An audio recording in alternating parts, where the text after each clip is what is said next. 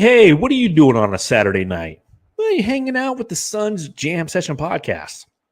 That is, of course, unless you're listening to this on a Sunday morning. Well, however you're consuming this, thanks for hanging out with me. My name's John Voigt. I'm managing editor, brightsideofthesun.com. And you're listening to another episode of the Suns Jam Session podcast on the BLEAV Podcast Network, brought to you by FanDuel. So make sure you subscribe, make sure you rate, make sure you review, and get ready for our final division preview. Matthew and I have gone through every division in the NBA, getting you ready for the season that lies ahead, giving you an update to different rosters, to different teams and how they've operated this upcoming offseason, and giving you some of the odds on who's going to do what potentially, at least as through the eyes of Vegas.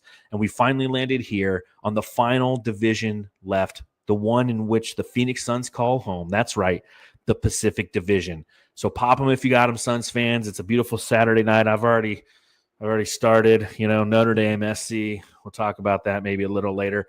But pop them if you got them. Let's get into this Pacific Division preview.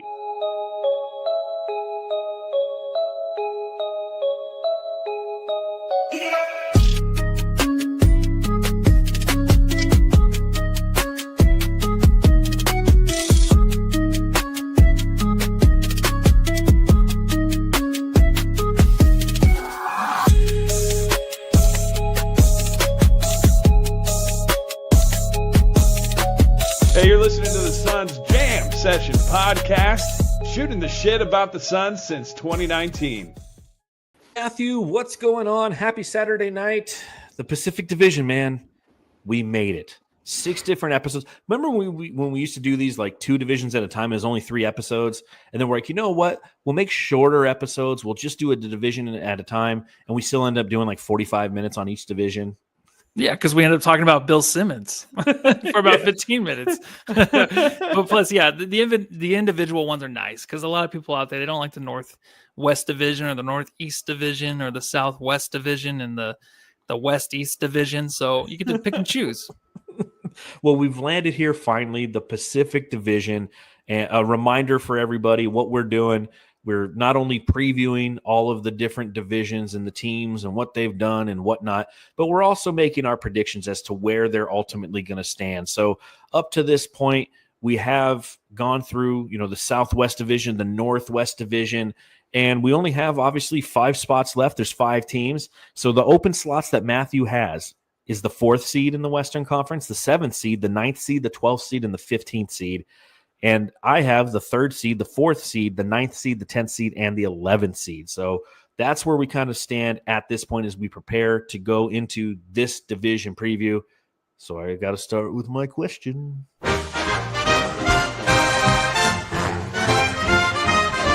Matthew, I've got to ask.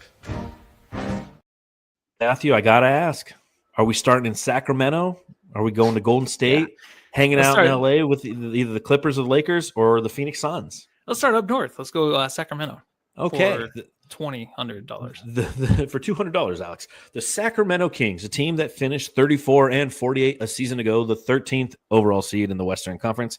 They enter this season with $185.8 million payroll, and they were somewhat busy this past offseason, this past summer.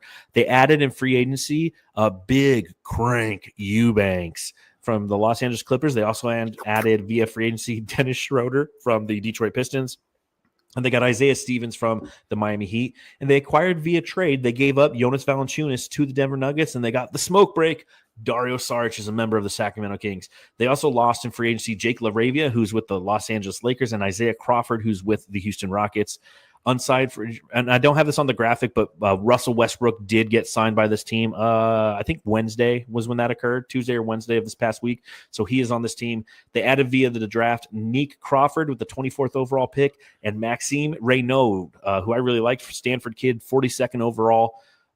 Was added as well. So if you look at their projected starting 5, Dennis Schroeder, Zach LaVine, DeMar DeRozan, Keegan Murray, Domantas Sabonis, even though Sabonis is dealing with an issue, and obviously this is the team that the Suns open up their regular season against this upcoming Wednesday. Sabonis is questionable with an injury. So taking a look at the Sacramento Kings, man, are you inspired? Do you want to – is there a beam somewhere? Should you light it?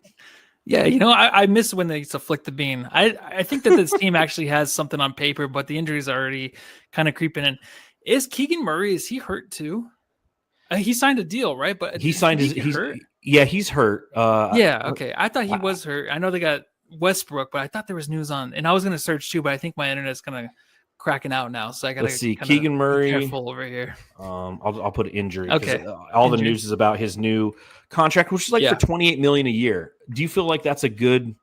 I think it's for good. him? Yeah, he's the one guy you can maybe build around on this team. All the guys are gone from the old team. Sabonis is still there, but what can he do defensively? He's a guy that you can kind of just handle offensively. If you're playing them, this won't be a good defensive team at all anyways. No. With DeRozan and Zach LaVine. It's a fun team. I think adding Westbrook's cool. I love the fact that he's added there. I've always been a big Westbrook fan. I'm pretty pissed he has not been a Phoenix Sun yet. I'm surprised he's been on every other fucking team. I know. He completed the rainbow, they say, with all those different Hold on. Think about this. He didn't play for Golden State, did he? No. Okay, but now he's with Sacramento. He's on his bingo card. He's got Sacramento. He's got the Clippers, and he has the Lakers. He almost has every team in this division. Yeah. He just needs the Suns and the Golden State Warriors. On Keegan Murray, 4 to 6 weeks, he's out. UCL tear in his thumb that he suffered on October 12th against Portland. So a high-end talent, a young guy, a guy at $28 million, I think is a great number for him, because that's kind of the Jonathan Kuminga number, right? That people were talking about this offseason. Yeah. If the Suns were to acquire Jonathan Kuminga, and he probably wanted around $28 million a year, yada, yada, yada. I feel like Keegan Murray is worth $28 million a year. I don't think that Jonathan Kuminga is. But with all that being said and done, like, where do you slot this team in? Are they your 12th seed or are they your 15th seed? Oh, they're going to be my 12th seed, actually. I did switch a few teams around. So, the Jammies are coming up this weekend or Monday night. We'll switch it around there. I did make some Eastern Conference adjustments too.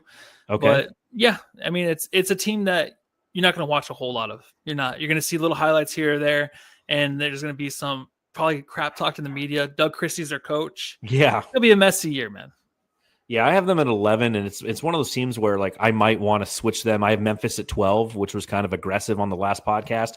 Mm-hmm. I might have them go up to 11 and bring Sacramento down to 12, because I don't have a lot of faith in Sacramento. I don't think that anyone in Sacramento has faith in Sacramento. I think that being a fan of the Sacramento Kings has to be tough, because you had this young, exciting team that was dawned out of some poor decision-making, but you still had De'Aaron Fox, but you traded away Tyrese Halliburton. You had Tyrese Halliburton and De'Aaron Fox, and now you have none of them, and you just have like a reincarnated, vomited up version of the Chicago Bulls, and with Domantas Sabonis and Keegan Murray, who are both entering the season injured.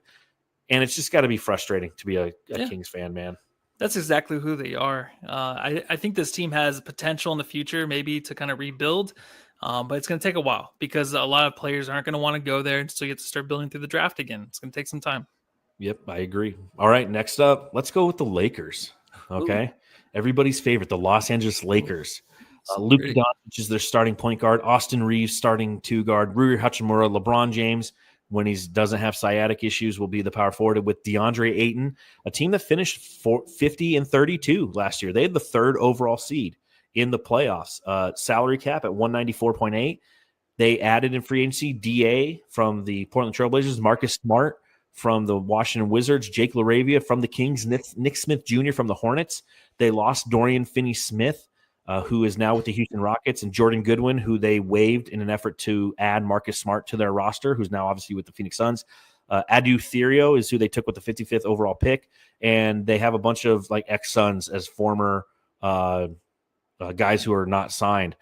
The Lakers are an interesting team this year, because this is the passing of the guard, right? This is LeBron James, for the first time in his career, not being the primary guy. The primary guy is Luka. This is LeBron James navigating a sciatic nerve injury. And if anybody's ever had sciatic nerve issues, myself included, which literally happened when I turned 40. It's like the year I turned 40, all of a sudden I was like, back. It's horrible.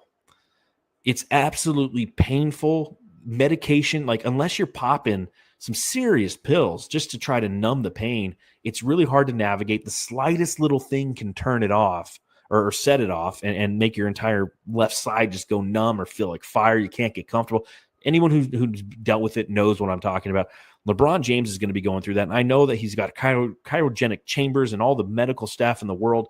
It's still going to be something that when you got there and you play the sport of basketball, if somebody bumps you the wrong way, it might flare up.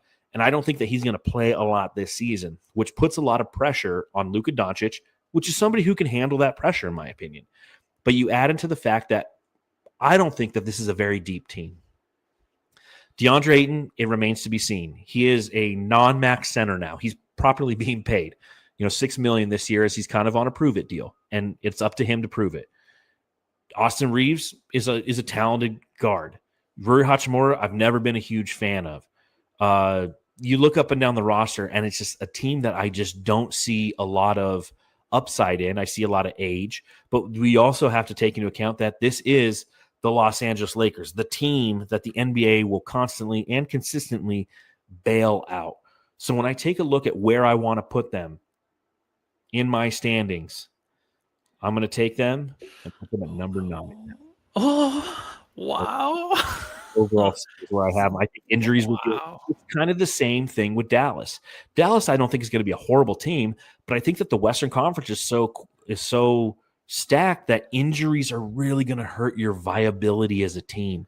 And it could be a 3-game swing due to some injuries, the LeBron James issues, the lack of depth. And that's all it takes to not be one of those top-tier teams, in my humble opinion. How are you feeling about the Los Angeles Lakers as we enter this season?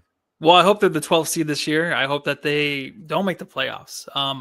My one point of my big advice really to give the Lakers is, hey, let's just move on from the LeBron thing. Obviously they're passing the guard, but passing the guard, I think it's LeBron just kind of throwing it at Luka and going up to his room and slamming the door and throwing a fit. Like, this is kind of a weird situation for LeBron. There's going to be a lot of buzz around there about LeBron being unhappy. I'm not sure a trade will ever happen, but God, dude, if they can make a trade though for LeBron and get some pieces back for Luka, that'd be epic. This team would There's no way that happens. There's just no way. Nobody's going to give up anything for an old asset, to help out. Although, again, the league bails out the Lakers. Pieces. Nothing crazy. Maybe some high, maybe like DeMar DeRozan or something. I'm not saying he's going to go to Sacramento, but just a guy like that. That'd be hilarious if they did that. They're like, LeBron, you're going to Sacramento. He's like, but he's got the face. You're like, yeah, the whole LeBron thing. I know, you've always hated him. I've always been a fan of his play. But it's frustrating because it is all about him and how he wants to end things, right? That's the worst thing when you're a fan of a team like the Lakers right now that have quite the asset, a guy that can come on maybe a month into the season and actually have a real impact next to Luka, but it's going to be about him. It's always going to be about him, and that's the hardest part about this. I think they rack up the wins this year. I think it's going to be a little bit of an exhausting season. I think they win 52 games again this year. Wow. I have them at number 4. Wow, okay. But I'm not saying they're a contender. I don't think they are. I just think Luka is that good this year. I think he's going to be very healthy. Obviously, he's looking good, but he has enough pieces around him. DA, who knows how long that lasts and if he even stays in the starting lineup. But right now, Luka just needs a little bit here and there, and he's okay to win 52 games, I feel like, this season. Well, a player of that caliber, I get what you're saying. It's not one of those situations where, the Mavericks, for example, you talked about and you expressed on the last podcast when we were previewing the Southwest your love and affection, sports love and affection of Anthony Davis. The difference between Anthony Davis and Luka is Luka has the ball in his hands all the time and he dictates the flow, right? So he can, I feel like, if you're going to make that argument, he can drag them to that ultimate goal of getting to 52 games. So I can see where you're coming from there. I will say that on FanDuel, the Los Angeles Lakers at this point have the third best odds to win the division, the Pacific Division. They're plus 270. The Kings, as we mentioned earlier, they're plus 3,300 to win the division. So where do you want to go next? Do you want to go to the Clippers or do you want to go to Golden State? Can we just stay in the same area? All right, stay with the Clippers. Okay, interesting team here. Okay, this is a team that I want you to pronounce the guy who the Clippers drafted with the 30th overall pick. Yannick Conan Nerdhauser. Niedenhauser. Ooh, Niedenhauser. And then they also took Mo Diarra in the 51st overall pick. But they added in free agency Bradley Beal. Don't know if you ever heard of him. They've added Chris Paul. Don't know if you ever heard of him. They added Brooke Lopez in free agency. And then via trade, they added John Collins. So they made a lot of very notable additions to their team. They lost in free agency Drew Eubanks, who went to Sacramento, Amir Coffey, who went to Milwaukee, and then in that John Collins trade, they ultimately sent out Norman Powell. So a team that finished with the 5th best record a season ago, 50-32, with a salary cap of 194.7. They have James Harden starting at the 1, Bradley Beal at the 2, Kawhi Leonard at the 3, John Collins at the 4, Ivica Zubac at the 5. It's a pretty, on paper, man, that's a pretty stacked starting 5, man. Yeah, I wonder what Bradley Beal and Chris Paul talk about. They have to have a conversation out there about the Phoenix Suns, right? Just like when Chris Paul came and played Kevin Durant here in Phoenix. Chris Paul played in the final season pointing at him, I know who you are. Like, what do they talk? Do they talk about Kevin Durant? Do they talk about the coaching staff and how terrible it was last year? I just want to know. But this team this year is going to have a lot of fun on the court. I think they're going to be good. I don't think the health issues will be that big of a factor because they are deep. They have some names on their team that can win games. I think they're just good enough to kind of be below the 50-win mark this year. Okay. I don't know why. I hate putting the Clippers in the standings. It just doesn't look good. I'm going to have them at number 6, though. This is like a last-minute switch. Number 6 with about 46, 48 wins. So 6 currently you have the Minnesota Timberwolves. Do I? Yeah. You have the 7th spot open. Shit. Do you want them to go? Do you want to bump Minnesota down? Oh, yeah. Can you put Minnesota at 9? Whoa. Sorry. Yeah, I have Minnesota at 9 now. My bad, man. Good thing I'm on it with my graphics over here. All right. Yeah, number 6. All right. Well, I'm going to go ahead. Man. I'm going to put this team at number 3. This is one of those. It's funny because if you're listening to my analysis of a lot of these teams, the number one concern with the Lakers, my number one concern with Dallas Mavericks is the health issue. And this is a candidate for having health issues. You got Chris Paul on this team. You got Kawhi Leonard on this team. You got Bradley Beal on this team. I mean, this could be the team who changed their logo to look like the Swiss flag, and it's just red with a white cross on it because they could be injured that much. But I think that this team does have depth behind it. And I do think that this team can beat you in multiple different ways. That with a big like Ivica Zubac, who is highly underrated, although he did make an All-NBA team last year for the first time in his career, the way that he can open up the team, set screens, rebound, do the dirty work around some pretty elite scorers is something that is going to put them in a position to be successful. And, kind of for those reasons, I think that they're going to be 3rd overall. I think that it's going to be very telling those first 10 games, especially for the Phoenix Suns, because we play them 3 times to start the season in the first 10 games. Like, we're going to have an up close and personal look at them. The only advantage and that might hurt the Suns because they're not injured yet. You know what I mean? Like, if we play this team in February, they might have some of those red crosses, and our young team, as we're running out rookies and stuff, and we're just running them off the floor. It's not going to happen in the first 10 games. So it will be very intriguing to see how those first 10 games play out for the Suns because they have to play this team so much. What did you have them at? Where'd you number 3 overall? 3 in the West. 3 in the West. Put them? Okay. 3 in the West is where I currently have them. I'm glad I like how we differ. I like that. And then if I do good, we just don't talk about it at the end of the season. We talked about it last year. We brought it up. I don't think we did. Hell yeah, we did a whole podcast talking about it. All right, I don't remember that. You don't remember it? Oh, no. Dude, go back and watch. I was probably on heroin again. Yeah, dude, okay, I will. Listen here, Kurt Cobain. We 100% talked about how close you were and how god-awful I was on both fronts. I did a little bit better in some aspects on the Eastern Conference, but you were better across the board. So when I see the discrepancies here, I just tell myself, I'm like, oh man, Matthew you typically do better at these things than I do. So I overthink them. That's my biggest challenge. All right, 2 teams left, Jamsters, 2 teams left. The Golden State Warriors adding Al Horford and DeAnthony Melton and Seth Curry. That's right, Seth and Steph are playing together. Those are players that the Golden State Warriors added in free agency. They lost in free agency, Kevon Looney, and then they have some unsigned free agents, and that's kind of what's opened up some roster spots. All they did in the draft was with the 52nd overall pick, they draft Alex Tui.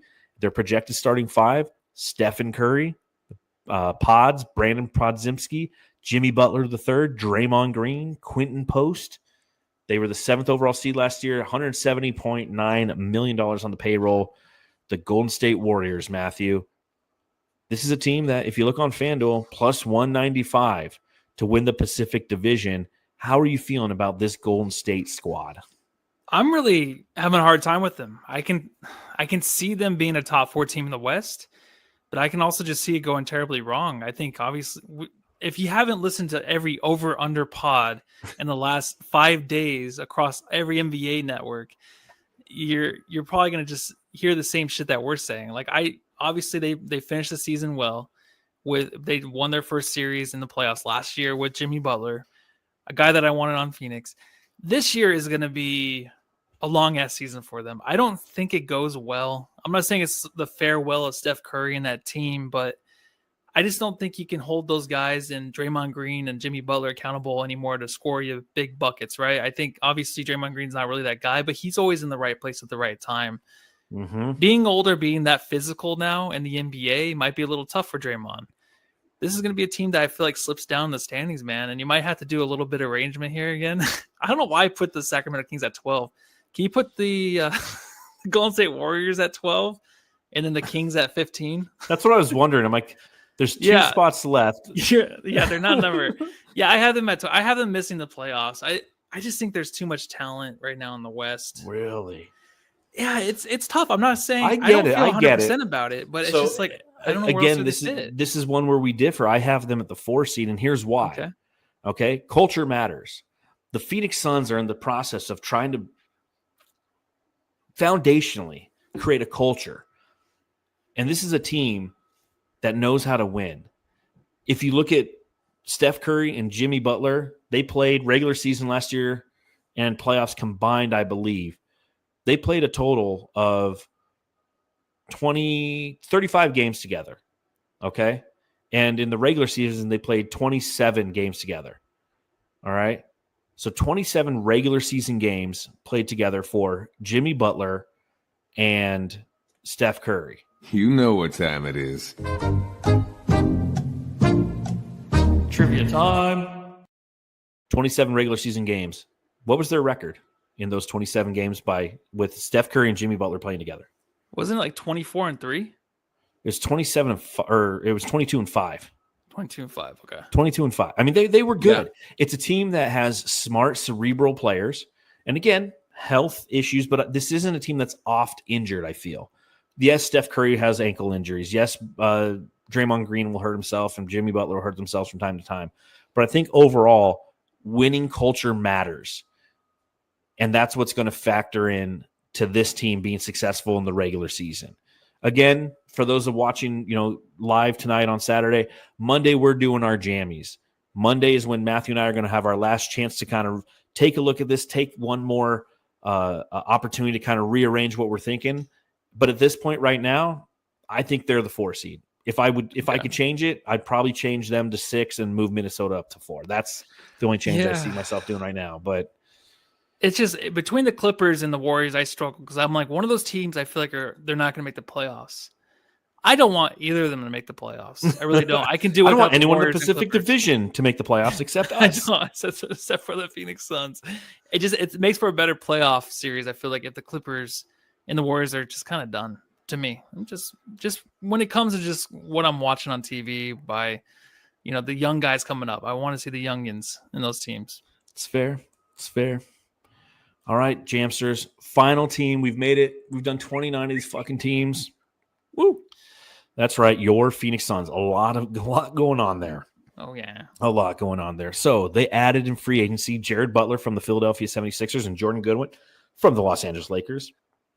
They added via trade Jalen Green and Dylan Brooks from the Houston Rockets and Mark Williams from the Charlotte Hornets. They lost in free agency Bradley Beal, who's now with the Clippers, Tyus Jones, who's now with the Magic, and Mason Plumlee, who's now with the Hornets. And they lost via trade Kevin Durant, who's now with the Rockets, and Vasa Micic, who went to the Hornets, then Milwaukee, and he's playing in fucking Europe somewhere. Unsigned free agents to this point. Bol still doesn't have a team. Neither does Damian Lee, Cody Martin, Jalen Bridges, or Ty Washington Jr., although I think Jalen Bridges got picked up by somebody on a two-way. Via the draft, they added 3 players. They added Kaman Malawach with the 10th overall pick, Rasheer Fleming with the 31st overall pick, and Kobe Brea with the 41st overall pick. This is a team, obviously, that we all know all too well. Finished with a 36-46 record, which was good for the 11th seed in the Western Conference a year ago. They have a salary cap of $189.4 million, and their projected starting five is Devin Booker, Jalen Green, Dylan Brooks, Ryan Dunn, and Mark Williams, when healthy, because Jalen Green's not going to start the season, yada, yada, yada. There you go, man. The Phoenix Suns. What do you expect from the Phoenix Suns this year? Now, obviously, I'm going to pull up the graphic because we only have one slot left, and you currently have them going 7th over. Wow, 7th. I have them at 10. So you are much more optimistic than I am about where the Phoenix Suns are going to end. I'll keep that graphic up for people to see. Matthew, the Phoenix Suns, 7th seed overall. As the Backstreet Boys would say, tell me why. Well, I'm definitely not going to go the other direction like I was before. I was going to come on here, Jamsters, and just say, hey, Devin Booker's going to be traded to the Pistons or something crazy. And like, we're going to be the 15th seed and it's all going to go downhill. I'm just going to buy in this year. I think that's their ceiling right now is the 7th seed. I think that Devin Booker, his ceiling is to be a top 5 MVP candidate, the way he carries his team. I think they have defense. I think they have shooting. They have a lot of talent on this team, right? If they all stay healthy, and that's the question for every team, this team is at best a 7th seed. I can just see it going that way, man. I mean, we talked about it obviously endlessly the last few pods before the division podcast, but there's just something with Devin Booker. There's something with the smiles going on. There's something with the energy and a lot of prove it. I think this team has the number one prove it kind of meter, like high in the meter, like 10 out of 10 right now out of any team right now in the NBA. Well, obviously, as I mentioned before, but on FanDuel, they are plus 7,500 to win the division. Easily, they're like double the Kings, bad, worse. So there's no expectations for this team. None. But with that being said, like when you look at Sacramento and you say there's no expectations for that team, you also really can't see a path to them being successful, in my opinion. Yeah. With the Suns, I can see a path to them being successful. Now, granted, the preseason, there's not so much you can take away from it that's going to directly result to and transfer to the regular season, but they went 3-1, okay? For what it's worth, it's what we saw on the margins with this team that leads me to even have them at the 10th seed. I have them at the 10th seed. As the summer progressed, I said this isn't even a play-in team. I think, and we'll reveal our final records that we think that the Phoenix Suns will have on the Jammies when we record that on Monday, but I think that this team has a lot of intangible aspects to it that can allow them to steal games. A reminder, their over-under is 31.5.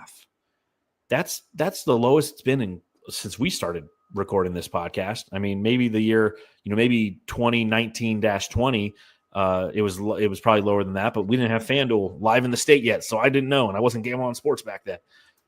But with that being said, when you have a team that has youth that equates to durability, when you have a Dylan Brooks type character and a culture that's built on that archetype of player or that grittiness, you're going to have the ability to steal games.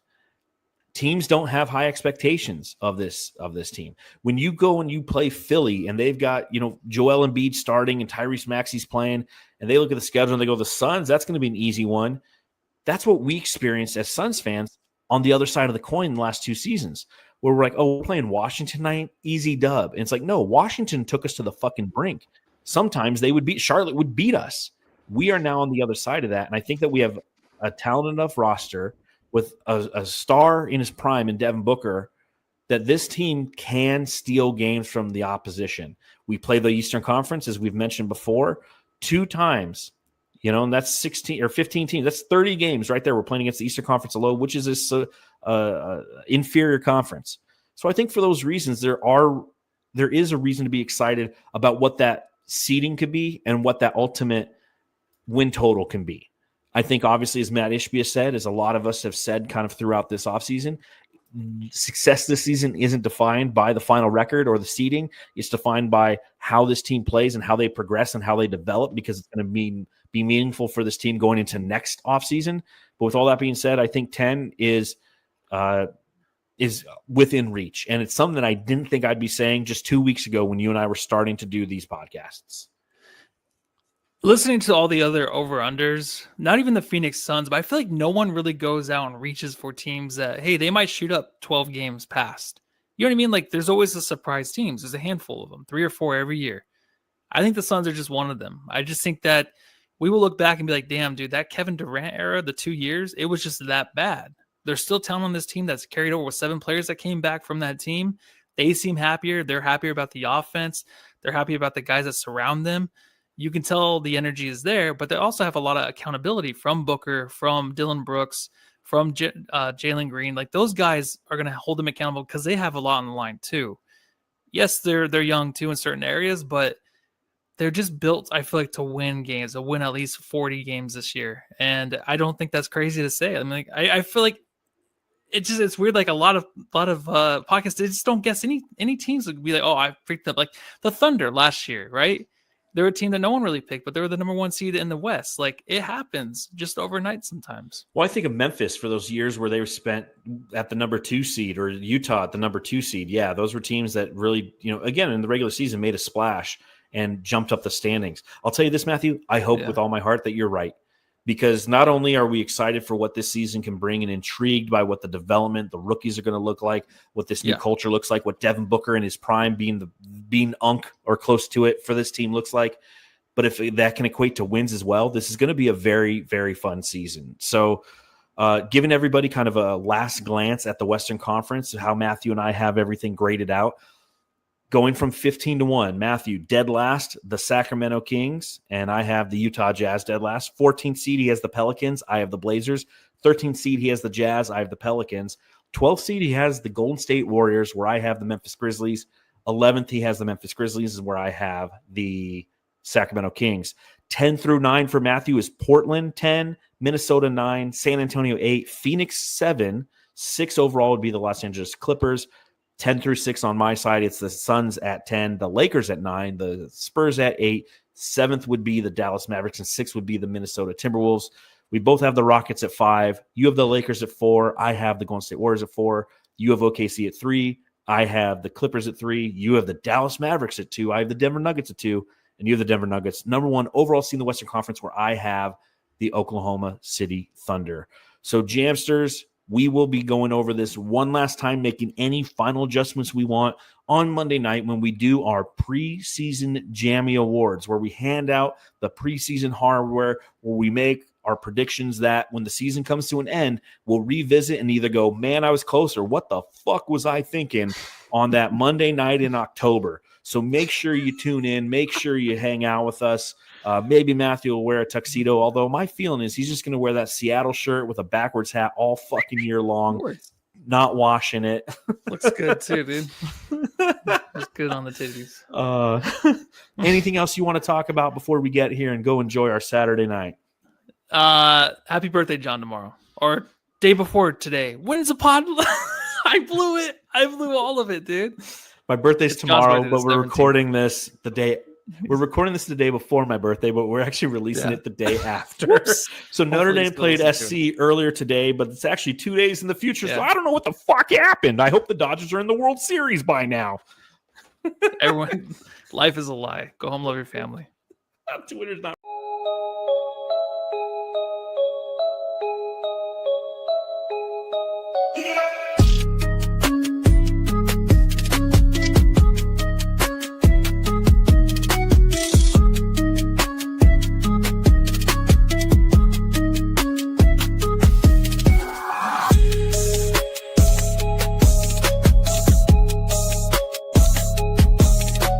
Hey, you're listening to the Suns Jam Session Podcast, shooting the shit about the Suns since 2019.